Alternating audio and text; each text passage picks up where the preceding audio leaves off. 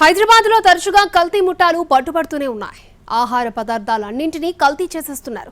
అసలు ఏది కల్తీ ఏది మంచిది అనేది తెలియకుండా పోతోంది. ప్రముఖ బ్రాండ్లకు నకిలీలను సృష్టించి మార్కెట్లోకి వదులుతున్నారు కల్తీ కేటుగాళ్లు. తాజాగా రాజేంద్ర నగర్లోని ఓ గోదాంపై రైడ్ చేసిన ఎస్ఓటీ పోలీసులకు దిమ్మ తిరిగే బొమ్మ కనిపించింది.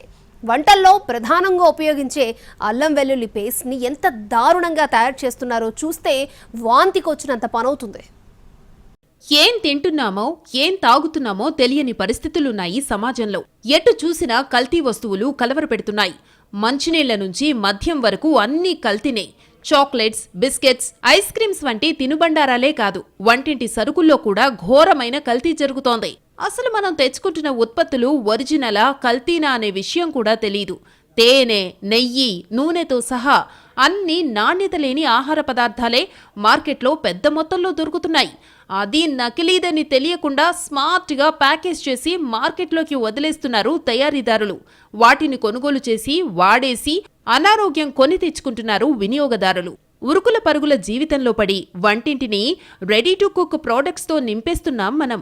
ఇండియన్ ఫుడ్ ని స్క్రాచ్ నుంచి తయారు చేసేవారు. ప్రతిదీ ఇంట్లోనే స్వయంగా తయారు చేసుకునేవారు. హడావుడి జీవితం, సమయం లేకపోవడం లాంటి కారణాలతో కొన్ని ఆహార పదార్థాలను స్వయంగా తయారు చేసుకోవడం మానేశారు.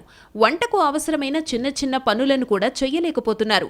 దీన్నే క్యాష్ చేసుకుంటున్నారు కొంతమంది వ్యాపారస్తులు. అలా వచ్చినవే మసాలా పొడులు, అల్లం వెల్లుల్లి పేస్ట్ లాంటివి.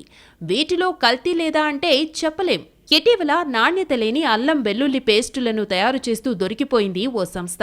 రాజేంద్రనగర్లో పోలీసులు చేసిన రైడ్స్లో అసలు విషయాలు వెలుగులోకొచ్చాయి. ఇందులో కల్తీ అల్లం వెల్లుల్లి పేస్టు తయారు చేస్తున్న కొందరిని పోలీసులు అరెస్టు చేశారు. రాజేంద్రనగర్ పరిధిలోని బుద్వేల్ గ్రీన్ సిటీలో అప్నా ఎంటర్ప్రైజెస్ లో కల్తీ అల్లం పేస్ట్ ముఠా గుట్టు రట్టు చేశారు.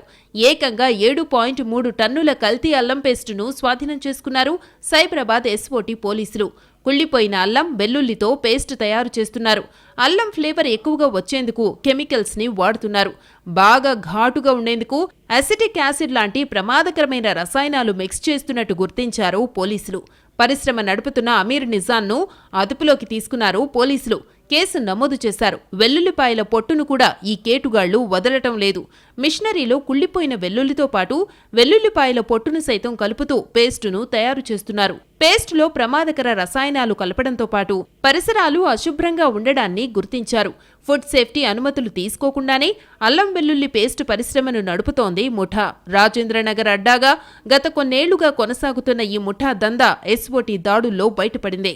గతంలోనూ రాజేంద్రనగర్, కాటేదాన్ పరిధిలో ఎన్నో కల్తీ వస్తువులు, food safety rides, task force సోదాలు, ఎస్ఓటీ దాడుల్లో పట్టుబడ్డాయి. పల్లెలు, పట్టణాల్లోని కళేబరాల ద్వారా సేకరించిన వ్యర్థాలతో కల్తీ నూనెలు తయారు చేయటం, పశువుల ఎముకలు, కొవ్వు, కొమ్ములు, పుర్రెలు, చికెన్ సెంటర్ల ద్వారా సేకరించిన కోళ్ల వ్యర్థాలను, పందుల కొవ్వులను పెద్ద పెద్ద డ్రమ్ముల్లో ఉడకపెట్టి ఆయిల్ తయారు చేస్తున్న ముఠాలు కూడా ఎన్నోసార్లు పట్టుబడ్డారు.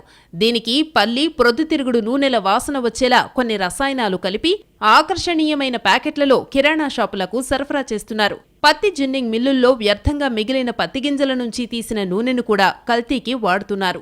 ఉప్పు, పప్పు, పాలు, పిండి కాదేదీ కల్తీకి అనర్హం అన్నట్టుంది పరిస్థితి. కాసుల కక్కుర్తితో కొందరు వ్యాపారులు సరుకులను కల్తీ చేస్తూ వినియోగదారుల ఆరోగ్యంతో చెలగాటమాడుతున్నారు. నకిలీ వస్తువులను నియంత్రించాల్సిన విభాగాలు బలోపేతం చేయటంలో ప్రభుత్వాలు విఫలమవుతున్నాయి. ఆహార పదార్థాలపై పన్నుల రూపంలో వసూలు చేస్తున్న మొత్తంలో నామమాత్రపు సొమ్మునైనా కల్తీల నియంత్రణ, నిరోధానికి ఖర్చు పెట్టడం లేదన్న ఆరోపణలున్నాయి.